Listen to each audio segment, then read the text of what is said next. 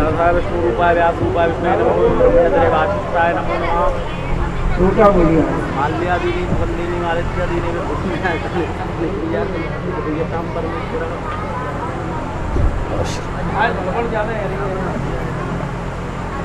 आया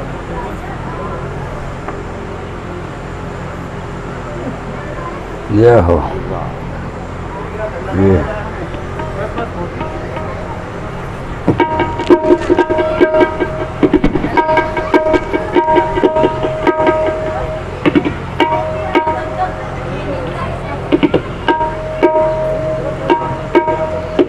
चालू करो चालू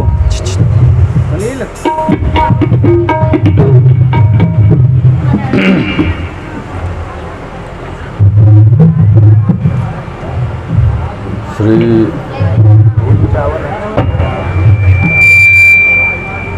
श्री कृष्णाय नमः।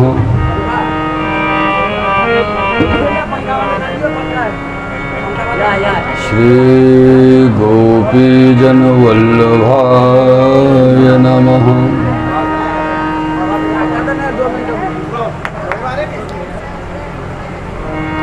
श्री मदाचार्य जी चरण कमलेभ्यो नमः।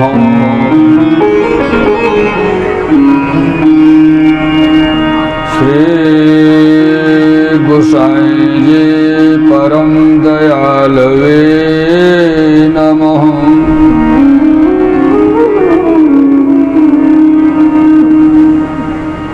श्री मम आराध्य देवताभ्यो नमः। श्री इष्ट देवताभ्यो नमः।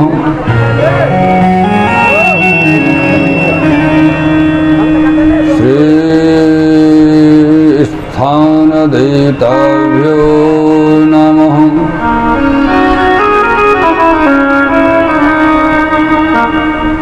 श्री गुरु चरण रेणुभ्यो नमः।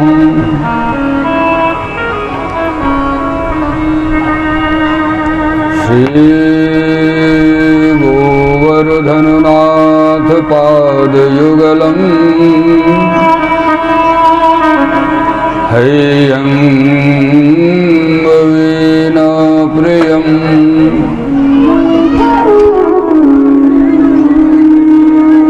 नित्यं श्रीमथुराधिपं सुखकरम्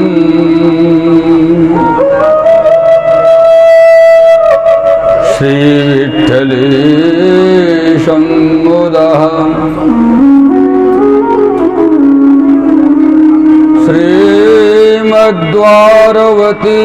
श्रीमद्वारवतीश गोकुलपति श्रीगोकुलेन्दुं विभुम्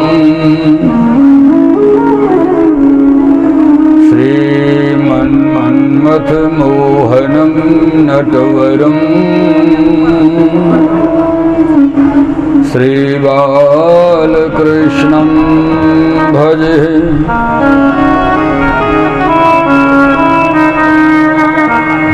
प्रभो नंद कुमारो में स्वामी वृषभानुजा कृतार्थोऽहं कृतार्थोऽहं कृतार्थोऽहं न संशयो।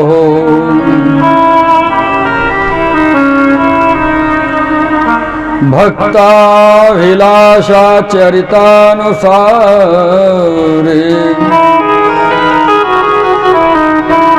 दुग्धादिचौर्येण यशोभिसारे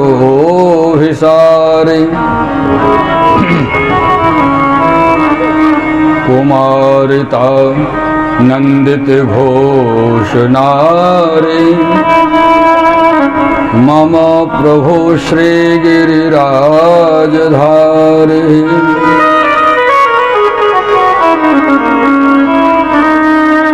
मम प्रभु श्रीगिरिराजधारे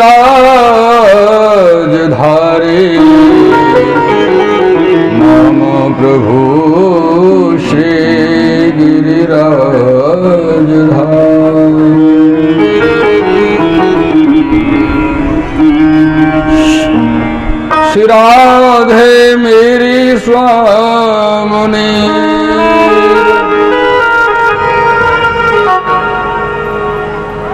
मैं राधे की दास,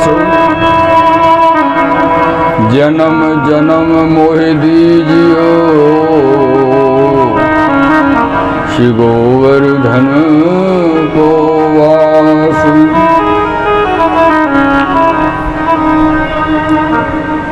जन्म जन्म मोहि दीजियो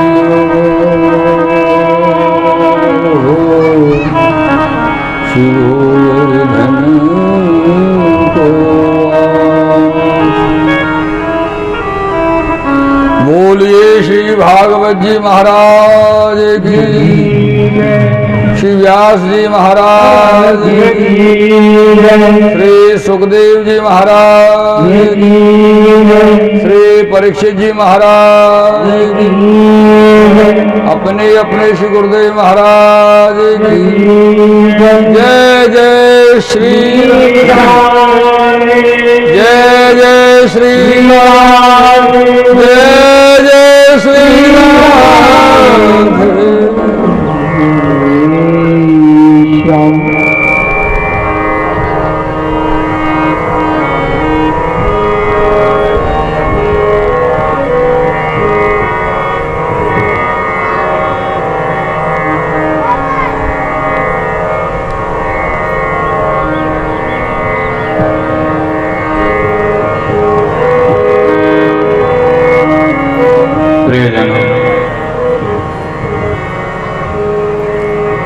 सर्वप्रथम तो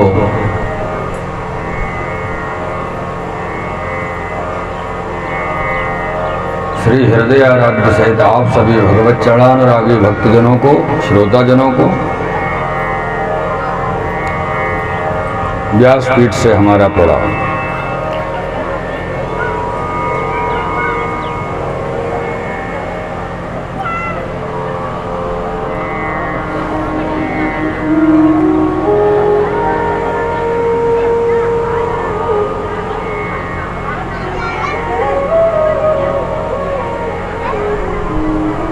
जितासनो जितश्वासो जितसंगो जितेन्द्रियो।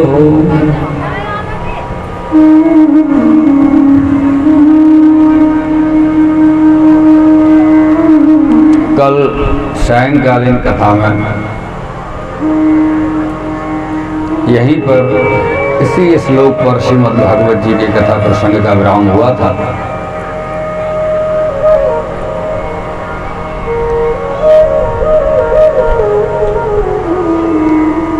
यहाँ पर श्री सुखदेव जी महाराज आज्ञा कर रहे हैं कि जो जीव, सुखदेव जी तो श्री सीधे सीधे महाराज परीक्षित जी से ही बोल रहे हैं, लेकिन भागवत जी समस्त जीव मात्र को संबोधित कर रहे हैं कि जो जीव आत्म कल्याण पर विचार करता हो कि मुझे मेरा आत्म कल्याण करना है, जो जीव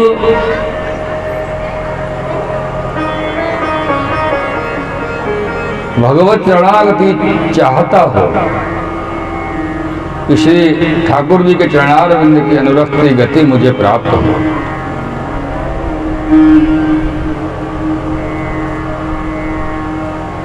जो जीव अपने साध्य की साधना करना चाहता हो, साध्य की साधना के लिए साधन की आवश्यकता होती है।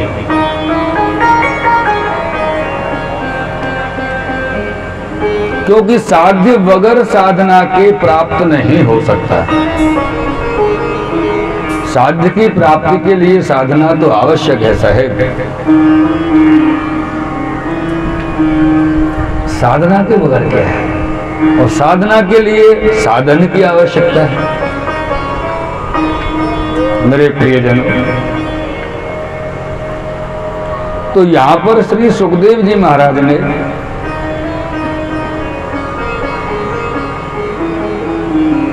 व्यक्ति के वैचारिक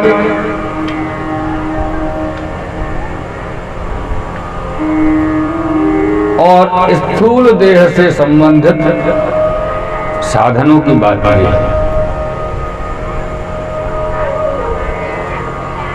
इसलिए श्री सुखदेव जी महाराज आज्ञा कर रहे हैं, जितासनो जित श्वासो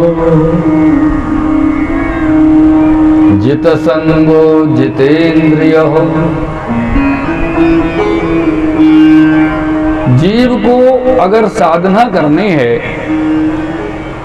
भगवत प्राप्ति करनी है, भगवत साधन करना है, भगवान के चरणारविंद में, चरण कमल में अपनी अनुरक्ति की वृद्धि करनी है, उसे बढ़ाना है।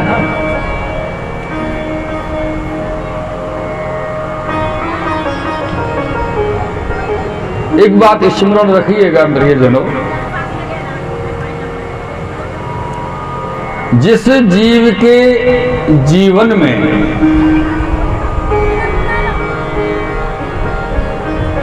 अपने आराध्य, अपने साध्य के प्रति अनुराग न हो,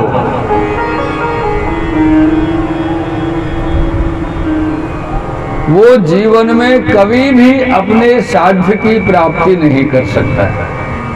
किसी भी कारण से अनुराग का होना बहुत जरूरी है। अच्छा, एक बात और है, ऐसा नहीं कि अनुराग हो गया, चलो एक बार हो गया, बात खत्म हो गई, ऐसा थोड़ी काम चलता है। अनुराग की नित्य प्रति वृद्धि होनी चाहिए, नित्य प्रति वृद्धि की आवश्यकता है। अनुराग कैसा होता है? अनुराग क्या होता है?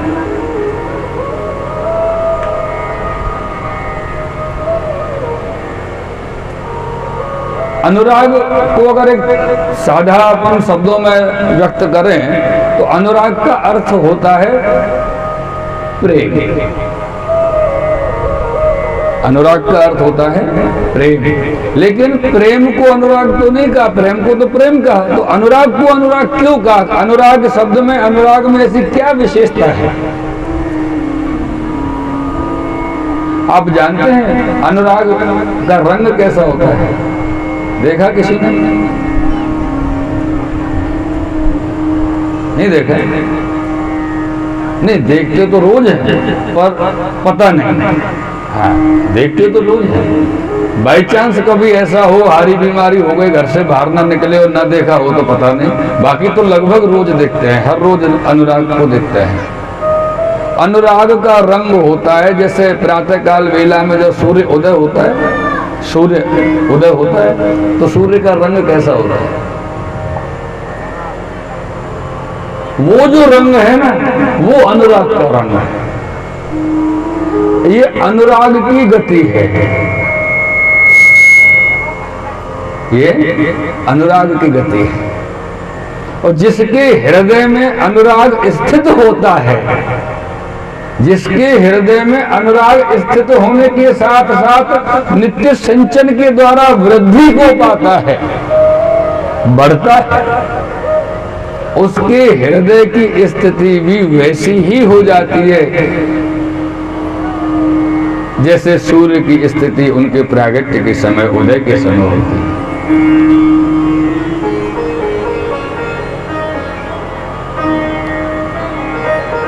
और जिसको अनुराग होता है उसको कुछ करने के लिए बोलना नहीं पड़ता।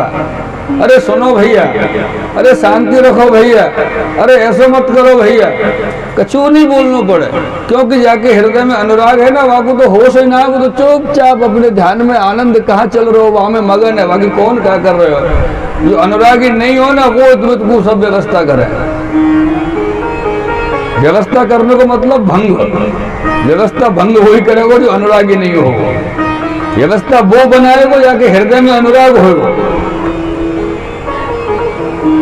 व्यवस्था करने का मतलब है आपके हृदय में प्रेम है, ठाकुर जी के प्रति, भगवान के प्रति, भागवत जी के प्रति, आचार्यों के प्रति, तभी तो सब व्यवस्थाएं हो रही हैं। जिससे हमको अनुराग होता है, जिसके प्रति हमको प्रेम होता है, उसके बहुत से ऐसे कार्य होते हैं, काम होते हैं कि सामने वाला ना कहे तो हम ऐसे ही कर देते हैं। क्यों कर देते हैं? उसको जरूरत है कि नहीं है, हम कर देते हैं। क्यों कर देते हैं? क्योंकि उनमें उनको शायद उसमें रस हो न हो, लेकिन हमको अपने आराध्य की, अपने ईश्वर, अपने इष्ट की सेवा करने में जो आनंद प्राप्त होता है, वो उसका कारण अनुराग होता है। और उस अनुराग की स्थिरता बनाए रखने के लिए एक वस्तु, एक नाम है अनुशासन। अनुशासन नाम सुना होगा ना? जैसे स्कूल में जाते हैं, मास्टर पढ़ाते हैं, सीधे लाइन में खड़े हो जाओ, कोई बच्चा हिलेगा तो डंडी छड़ी पड़ती है, बेचारे ऐसे खड़े रहते हैं। तो ये अनुशासन है। पुलिस में जाओ या देश की फोर्स में जाओ तो कितना अनुशासन होता है। तो यहाँ पर अनुशासन को लेकर के ही श्री सुखदेव जी ने परीक्षित जी को सबसे पहले अनुराग युक्त अनुशासन की आज्ञा की। जितासनो जित श्वासो जित संगो जितेन्द्रियः। सबसे पहले जीव को अगर ध्यान लगाना है, मान लीजिए आप अकेले में मंदिर में बैठे हैं या कहीं पेड़ के नीचे बैठे हैं या कहीं भी आपका आसन लगा हुआ है, तो ध्यान लगाने के लिए एकांत स्थान की आवश्यकता पड़ती है। भीड़ में आप ध्यान नहीं लगा सकते, कोई ना कोई आपको विक्षेप करता रहेगा, डिस्टर्ब करेगा। अगर किसी को आपसे काम नहीं है तो बगल में कोई निकल के जाएगा तो घोटू मार के जाएगा, तो आपका ध्यान तो भंग होना ही होना है। इसलिए वो कहते हैं जितासनो, आनंद की प्राप्ति के लिए, अनुराग के संरक्षण के लिए आसन को जीतना बहुत जरूरी है। जित श्वासो,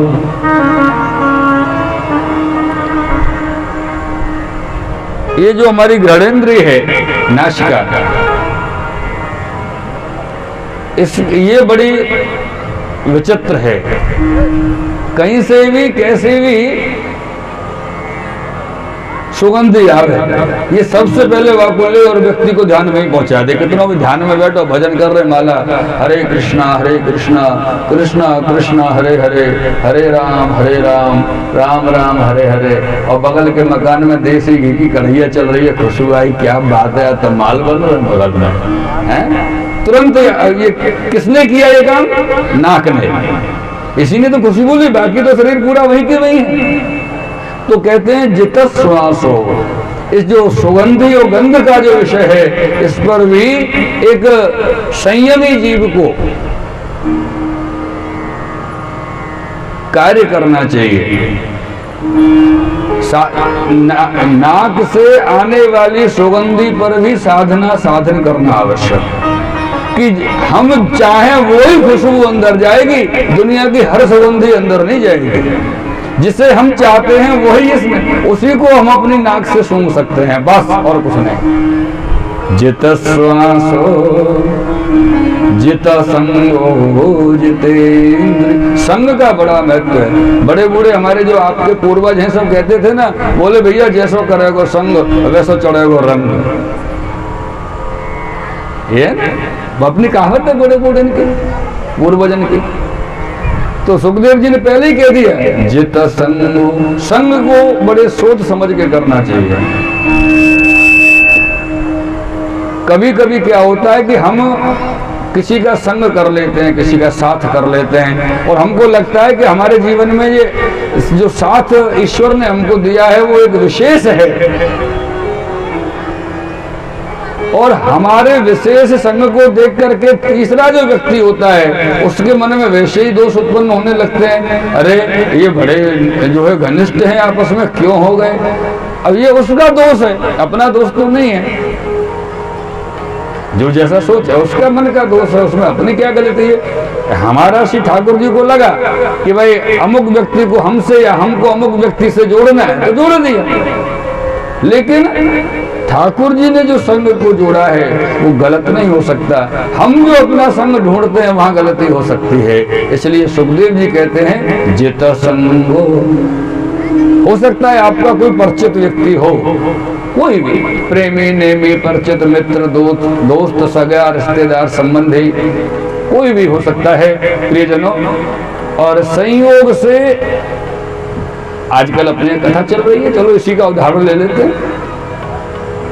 नया उदाहरण क्यों ना हमें ढूंढ के, जब ताजा ताजा अपने पास उदाहरण है।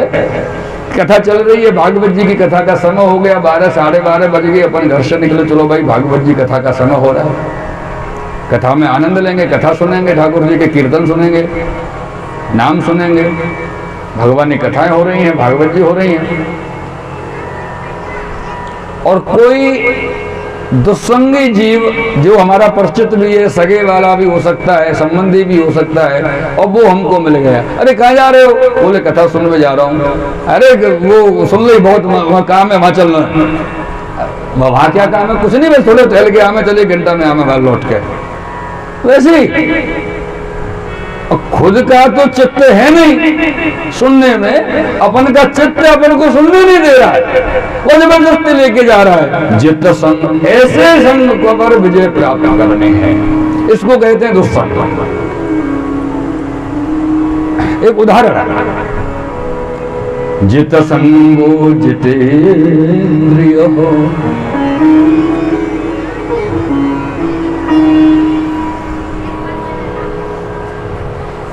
इंद्रियों पर सभी पर विजय प्राप्त होना बड़ा कठिन कार्य है, बहुत ही बड़ी साधना का विषय है। और ज्यादातर जो विचार होता है सबके मन में आता है कि भैया सबसे पहले यदि किसी वस्तु को आप जीतना चाहते हैं तो मन को जीतो, मन को कंट्रोल करो। ये मन ही तो सबसे खतरनाक है, मन की बड़ी हालत स्थिति खराब है सर। और एक चीज, मन की जो चलने की गति है, आहा, इतना तेज चलता है, एक पल लगेगा, एक पल से भी कम समय लगेगा कहीं भी पहुंचा दो। अगर जो चीज आपने देखी America, London, Africa, Dubai, Bahrain, England, New Zealand, एक सेकंड लगेगी वहां की सिचुएशन तुरंत वही पहुंचेगा। अपन तो यहां से खड़े होंगे तब तक यात्रा करके भी आ जाएगा। इतनी तेज चलता है ये मन। और इस मन के जो घोड़े हैं, जो तेज दौड़ते हैं, उनकी जो लगाम है, घोड़े की लगाम होती है ना, जो संभाल के चलाते हैं घोड़े को, इसकी स्थिति खराब क्यों है? क्योंकि मन के घोड़े की लगाम को हमने अपने हाथ से पकड़ के रखा है। अब मन के रथ में हम बैठे हैं, घोड़े की लगाम हमारे हाथ में, वो भागे जा रहे हैं, हम रथ में साथ साथ जा रहे हैं, वो घोड़े रोकेंगे ही नहीं जब तक हम अपने मन रूपी घोड़े की लगाम गोविंद के हाथ में नहीं देते। जब तक मन रूपी घोड़े की लगाम अपने सदगुरु के हाथ में, अपने गुरुदेव के हाथ में, अपने भगवान के हाथ में नहीं देते, तब तक ये मन रूपी घोड़ा कंट्रोल होता नहीं है। इंसान इसको नहीं संभाल सकता। एक चीज और, जितना रोकोगे ना इसको किसी चीज की तरफ जाने से, वो ज्यादा जाएगा साहब, और ज्यादा जाएगा, रुकेगा ही नहीं। बड़ा विचित्र है। आज क्या है? एकादशी। हाँ, कुछ लोग व्रत रहे होंगे, हाँ, कुछ तो रहे ही होंगे, सब नहीं रहे होंगे। तो सबको तो देखो, किसी को भाता है, किसी को नहीं भाता है, किसी का स्वास्थ्य मानता है, किसी का नहीं मानता है। अब जिसके घर में एकादशी का वो व्यक्ति कोई व्रत रहा हो, अब बेचारे वाकू तो भुने हुए तले हुए आलू साबूदाने की खिचड़ी मिलेगी, ज्यादा करो तो मीठो दही ले लो, नहीं चोच मीठी है जाएगी है? और बाकी के घर वाले ले रहे महाराज चल लच्छेदार पूड़ी, अब जो है शाही पनीर। अब बेचारा जो भुने हुए तले हुए आलू खा रहा वो माँ तो फोटो काई को एकादशी आई है। एकादशी कल ना आ सकती? अरे भले आदमी एकादशी क्यों कल आवेगी? तुम जो पनीर है कल ना बना सकते? हम भी खा लेते संग में? नहीं, ये गति है मन की। ये हम क्यों नहीं सोचते कि आज एकादशी का विष्णु उपासना का दिन है और इसमें हमको व्रत करना है। व्रत का अर्थ जानते हैं? व्रत का अर्थ फलाहार करके रहना नहीं होता है। व्रत का अर्थ भूखे रहना भी नहीं होता है।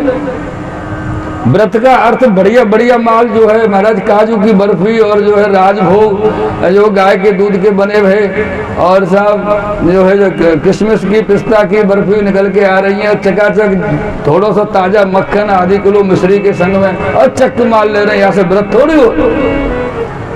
ओ भैया हम तो, और बच्चा भैया कैसे कैसे बेचारे कन्या, प्रणाम करूं, आजकल कन्या ने देखो नवरात्रि में कोई एक लौंग देकर है, कोई एक बतासे देकर है। अगर मुंह को 2 दिन रख लिया जाए तो राम नाम सत्य हो जाएगी तीसरे दिन।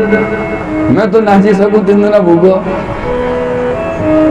लेकिन बेटा भैया माताओं बहनों और बंधु वर्ग ध्यान रखिए, व्रत का अर्थ होता है संकल्प।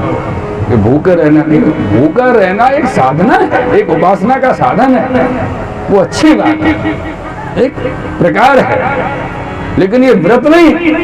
व्रत का अर्थ होता है संकल्प लेना, व्रत करना। आपने सुना होगा, कभी शायद सुना हो बड़े किसी महाराज से या कोई संत महात्मा से कि भाई फलाने व्यक्ति ने अमुक व्रत लिया था। तो वो कौन सा व्रत लिया था? व्रत का अर्थ होता है प्रतिज्ञा, संकल्प, प्रतिज्ञा हो, उसको व्रत कहते हैं। ये भूखे रहने को कि चकाचक जो है माल खाने को व्रत नहीं कहते। ये तो एक उपासना का एक साधन है कि भाई अमुक वस्तु लेकर के हम आगे बढ़ेंगे। तो हम जब व्रत करते हैं, व्रत लेते हैं, या माता जी का लेते हैं, या हनुमान जी का व्रत लेते हैं, संकल्प लेते हैं व्रत करने के लिए, या भोले बाबा का सोमवार का व्रत करते हैं, या गुरुवार का, कोई भी अपन त्योहार व्रत कर लेते हैं, संकल्प कर लेते हैं, तो उसमें हमारा सबसे पहला नियम ये होना चाहिए कि आज से हमारे जो ये साधना के दिन जो शुरू हो रहे हैं अमुक दिन तक, उसमें हमको कोई भी गलत कार्य नहीं करना। एक लौंग से एक बतासे से बेचारी व्रत रहे, भूखी प्यासी, संजा को सब घर के वास्ते लड़े, तो बाको तो खून वैसे ही सूख गया है। छोरी तो फलानो काम ना हो, छोरी बेचारी भूखी प्यासी काम करे कि जिंदगी जीवे, अपनी श्वास पूरी करे। तो व्रत का अर्थ कि हम अमुक दिन, अमुक समय तक, जो भी हमारे समय रखा, 8 दिन 10 दिन 11 दिन का जो भी नियम लेते हैं कि भाई अमुक समय तक हम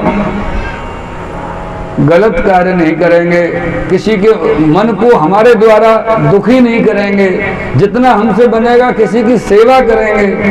गुरु हैं, बड़े बूढ़े हैं, माता पिता हैं, गुरुजन हैं, भगवान हैं, मैया है, देवी मैया, जो भी है। व्रत का अर्थ है संकल्प।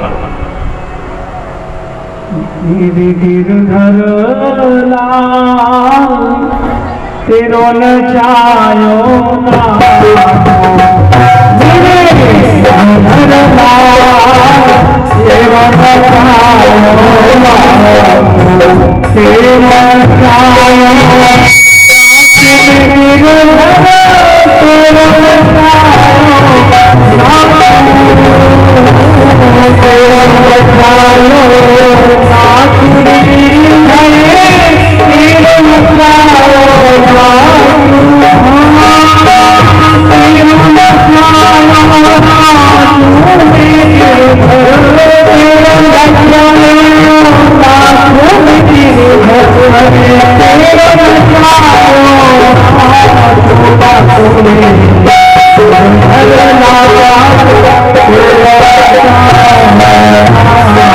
Oh,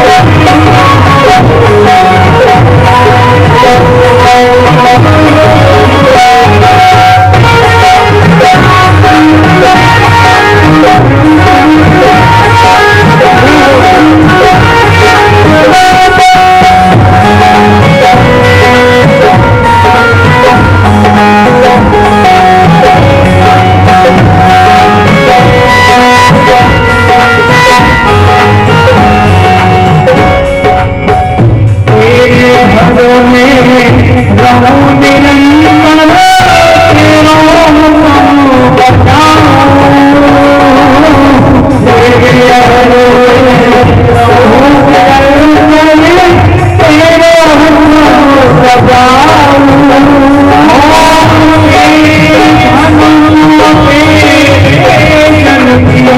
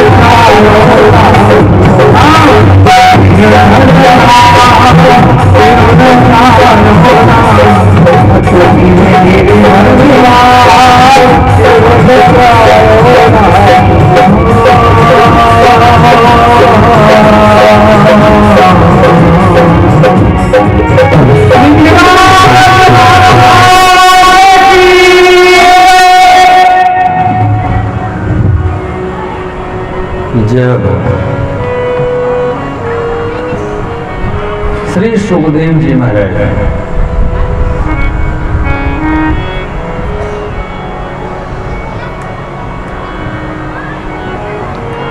इस प्रकार से महाराज श्री परीक्षित जी को समझा रहे थे, बता रहे हैं। उपरांत में श्री सुखदेव जी महाराज सृष्टि वर्णन करते हैं और भगवान के विराट स्वरूप का भी वर्णन करते हैं। यहाँ श्री सुखदेव जी कहते हैं विराट स्वरूप के वर्णन में, स्वरलोकपाला खगलोकपाला नृलोकपाला स्थललोकपाला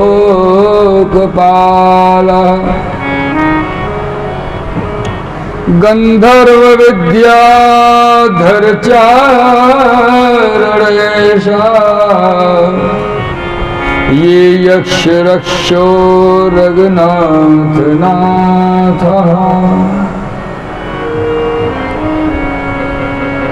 भगवान के विराट स्वरूप के वर्णन में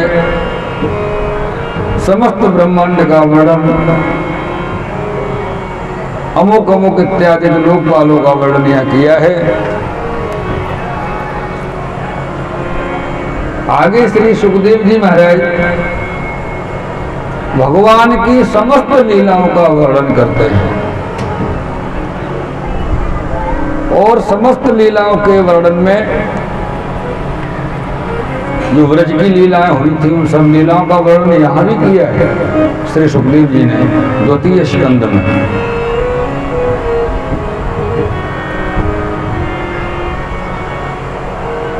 मेरे प्रियजनों,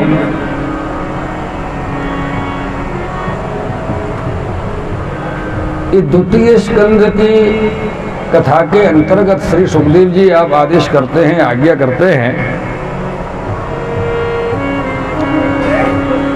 एक दिन भगवान श्री नारायण, भगवान नारायण विराजे हुए हैं। और जब अकेले विराज रहे हैं, विराजमान हैं, बैठे हैं, तो कुछ विचार आए मन में, भगवान के मन में आए। हाँ, अपनी बात नहीं है, भगवान के मन में एक विचार आया, क्यों भाई मैं अकेला हूं।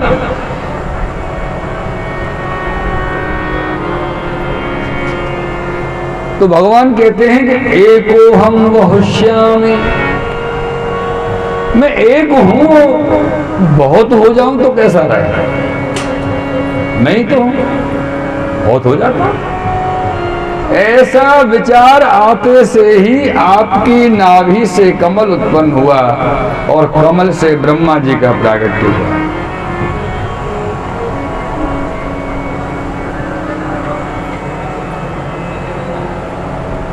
जब ब्रह्मा जी महाराज कमल के ऊपर विराजे हैं, क्योंकि उस समय पर कुछ नहीं था ना,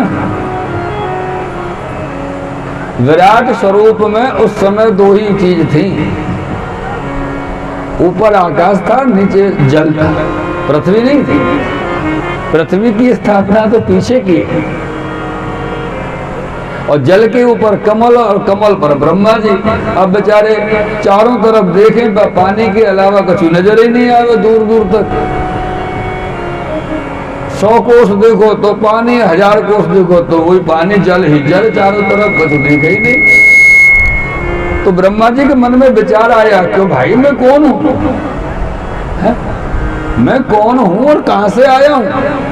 ये तो मुझको कोई जन्म देने वाला तो दिखाई नहीं दे रहा, कोई मेरा माता पिता हो ऐसा, कहीं से मेरा जन्म हुआ वैसा तो है नहीं। अब ऊपर आकाश है, नीचे जल है, जल में कमल, कमल के ऊपर मैं, इसका मतलब कमल में से निकला हूं। अब कमल में से मेरा प्रागट्य हुआ है, तो और कमल जल के अंदर जा रहा है, तो मेरे इतने भारी वजन को लेकर के कमल जल में डूब क्यों नहीं रहा।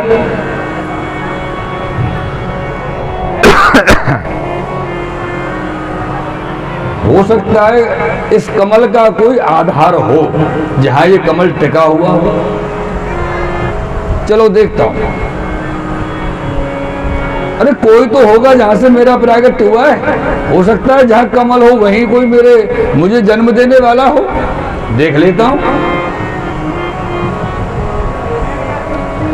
ब्रह्मा जी महाराज ने कमल की नाल में प्रवेश किया। मेरे प्रियजनों, ब्रह्मा जी कमल की नाल में चले गए अंदर। जो डंडी होती है कमल की, वो पोली होती है अंदर से, नाल जिसे कहते हैं, उसमें अंदर घुस गए ब्रह्मा जी।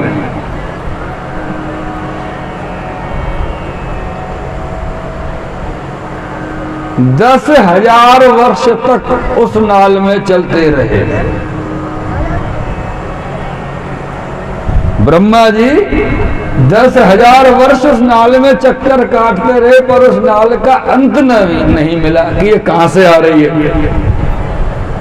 बेचारे लौट के परेशान हो गए, वापस फिर ऊपर आ गए कमल के।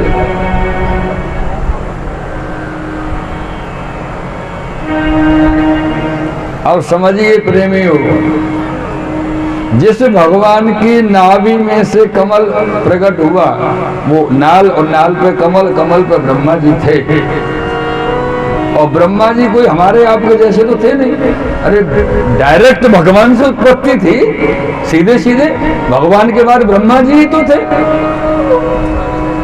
उन ब्रह्मा जी को 10,000 साल में भगवान की नाल का स्थान पता नहीं चला कि समाप्ति कहां हो रही है।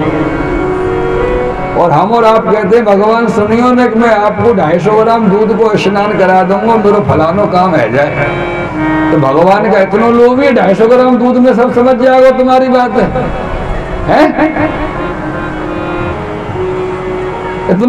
इतना विशाल विराट जिसका स्वरूप है। एक बात बताओ,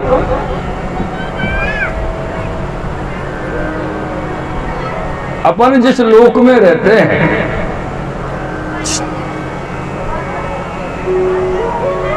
अपन जिस लोक में रहते हैं, इस लोक का नाम पता है क्या नाम है? मृत्यु लोक। मृत्यु लोक है।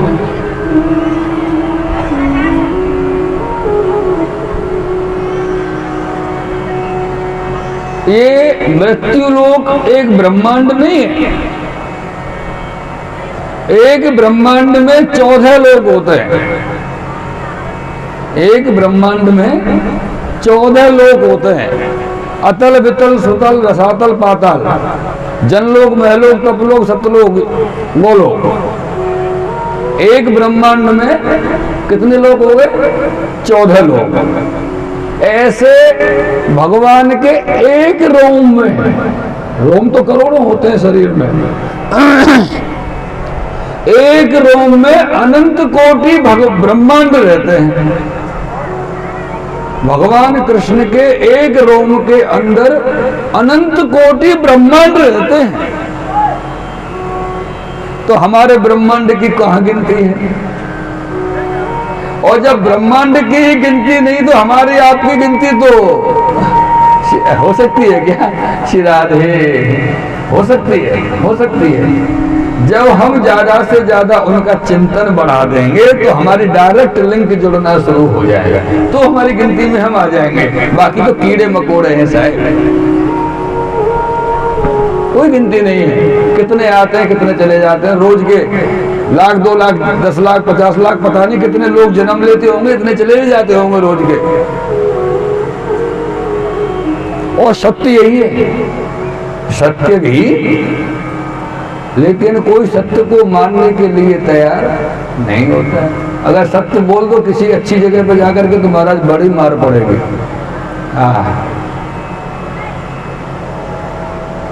इतनी मार पड़ेगी, बचाने वालों नहीं होगा, जो बचावे आओगे वो भी मारोगे।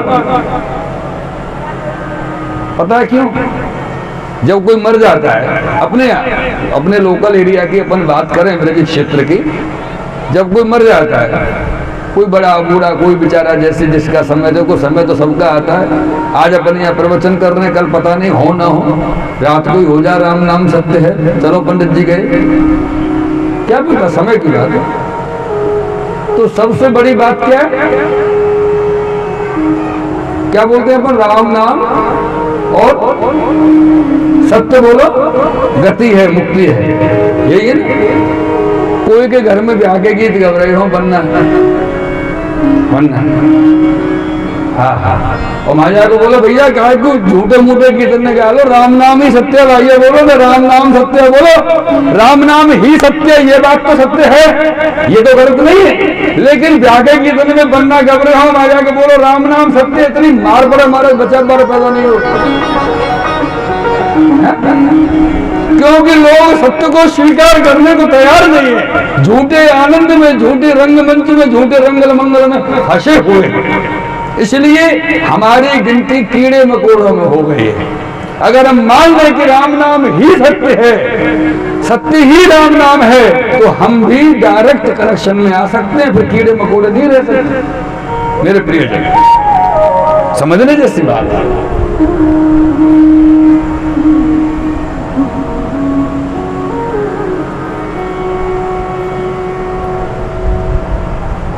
इसलिए ब्रह्मा जी जो डायरेक्ट भगवान से उत्पत्ति जिनकी है सीधे सीधे, वो भगवान की खोज नहीं कर सके।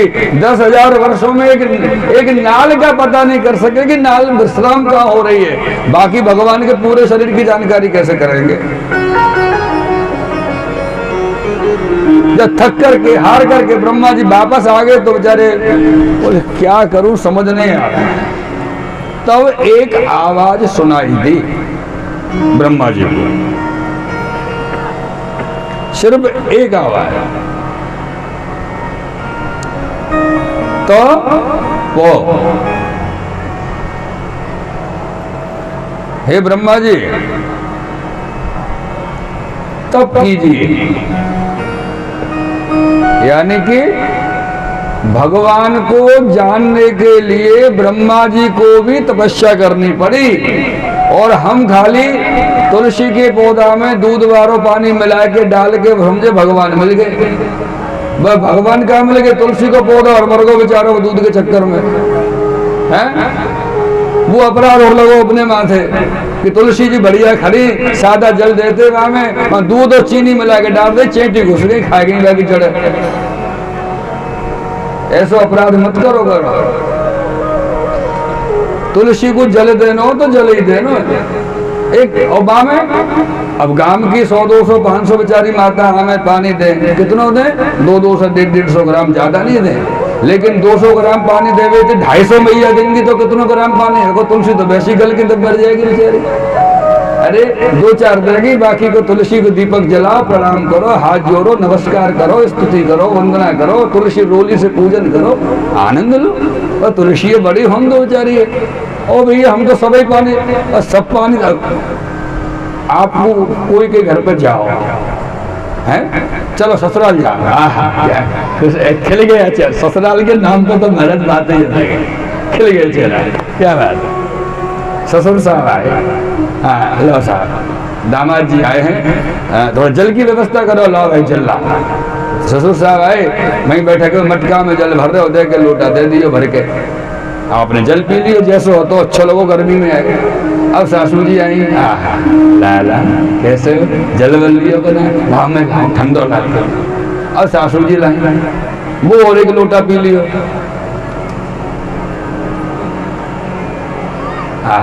अब साले साल आ गए, और जीजा जी आए भूखे प्यासे, बता कमाल की बात है, कुछ दियो लियो ना है तो सकंजी बना के लाओ।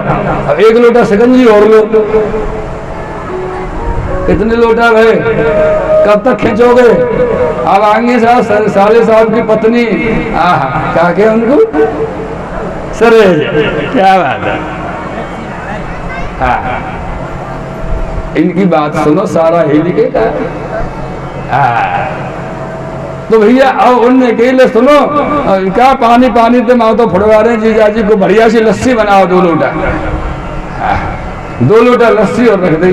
कब तक खींचोगे महाराज हैं? अगर 2 लोटा लस्सी पी गई, अब तक तो जान बचावे को पानी लस्सी ले रहे, अब जान बचावे को डॉक्टर में जाके खाली करवाओगे, नहीं तो मर जाओगे।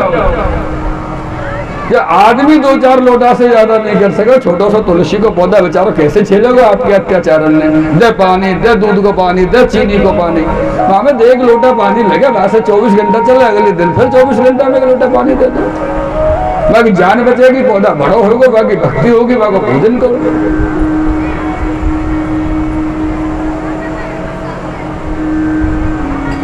ये बात छोटी छोटी बातें हैं, लेकिन ये बात वैदिक क्रम में और अपने नित्य के जीवन में पूजन क्रम में ध्यान रखने की मेरे प्रेमी है। ये क्योंकि जितने भी पेड़ पौधा हैं वो कोई साधारण नहीं है। उस जैसे हमारे अंदर आत्मा है ना, जीव है, ऐसे पेड़ पौधों में भी जीव होता है, उनको भी कष्ट होता है। और इसमें भी ब्रज के पेड़ पौधा, ये नीम खड़ो, ये पापरी, नीम, अशोक और ये फूल पत्ती के पौधा, ये सब खड़े ना। आप व्यास गद्दी की बात को यकीन मानियो, ये कोई पेड़ पौधा नहीं है। ध्यान रखियो बात को, आप एक भी पेड़ नहीं है इनमें से, ये तो पेड़ रूप में दिखाई दे रहे हैं, बस इतना ही मानियो। ये हमारे समस्त ब्रजमंडल में ठाकुर जी के समय की जो गोपी जन है ना, वो ब्रज में आज भी पेड़ पौधा वृक्ष बन के स्थित हैं, जैसे ब्रज की रज उड़े उनको लगे और वो आपको आनंद ले। ये भाव अगर हम वृक्ष में पेड़ पौधों में रखेंगे तो इनकी भी उम्र लंबी होगी, हमारी भक्ति बड़ी होगी, लंबी होगी, और ये रहेंगे सुरक्षित। तो हमको आज के हिसाब से ऑक्सीजन की आवश्यकता की पूर्ति भी यही करेंगे, इसलिए इनको क्षति नहीं पहुंचानी चाहिए।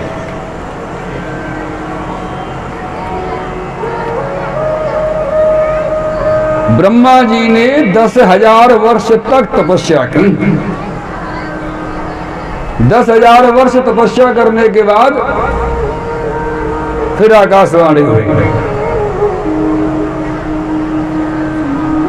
ब्रह्मा जी सृष्टि रचो। अब ब्रह्मा जी बोले, पहले बोले तप करो, अब बोले सृष्टि रचो। तुम हो कौन?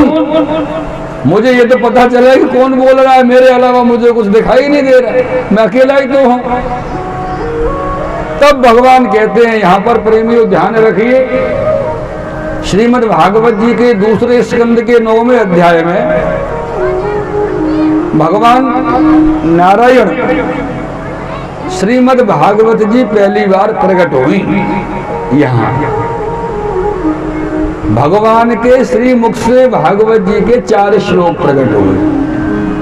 यही 4 श्लोक ब्रह्मा जी ने सुने, ये ब्रह्मा जी ने नारद जी को सुनाए, और कल जो कथा हुई थी यही 4 श्लोक नारद जी ने व्यास जी को सुनाए थे, जिन पर व्यास जी ने भागवत जी की टीका 18,000 श्लोकों में इतने बड़ा ग्रंथ तैयार किया। और वो 4 श्लोक हैं, अहो मेवा समेवाग्रे नान्यदि यद सद सत्वरम पश्चादहं यदेतच्च यो शिष्येत सोऽस्म्यहम् धृतेऽर्थं या प्रतीयेत न प्रतीयेत चात्मनि तद्विद्यादात्मनो माया यथा भासो तथा तमः यथा महान्ति भूतानि भूतेषु चावचेष्वनु भूते यथा महान्ति भूतानि भूते पुच्चावचेष्वनु प्रविष्टान्य प्रविष्टानि तथा तेषु न तेष्वहम् एताव देव जिज्ञासं तत्व जिज्ञासुनात्मनः अन्वय व्यतिरेकाभ्याम यतस्यात् सर्वत्र सर्वदा। इस प्रकार से भगवान कहते हैं, अहम एव समेवाग्रे। हे ब्रह्मा जी, आपको ये जो आकाश दिखाई दे रहा है ना, ये मैं ही हूं। आप यहां बैठे हो, आकाश देखते हो, जहां तक नजर जाती है वहां तक आकाश दिखाई देता है। अब जहां तक नजर जा रही है फिर वहां पहुंचो, फिर वहां से उतना दिखाई देगा। आकाश कहां तक है इसका किसी को पता नहीं है ना। कितना बड़ा बृहद आकाश है, जितना बड़ा बृहद आकाश है मेरे प्रियजनों, ये आकाश विराट भगवान का एक छोटा सा हिस्सा है, अंश रूप है। अब समझिए भगवान विराट का रूप कैसा होगा, कोई नहीं जानता। जो जल दिखाई दे रहा है आपको, ये जल भी मैं ही हूं।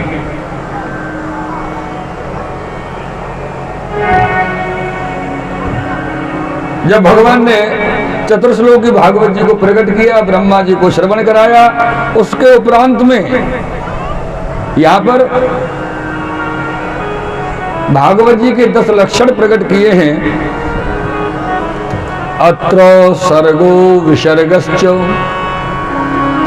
स्थानम पोषण ऊतयः मनवंतर ईशानुकथा निरोधो मुक्ति आश्रय।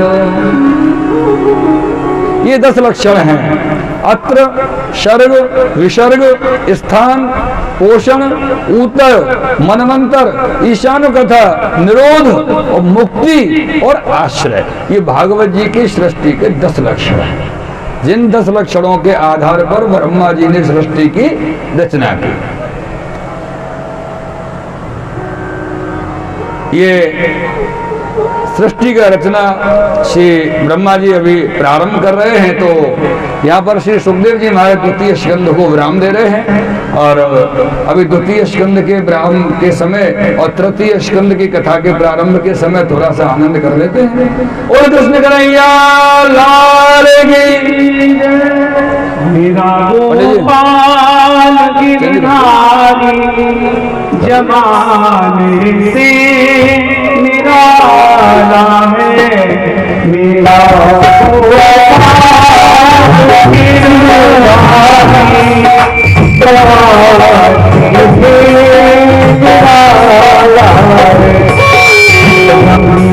गाने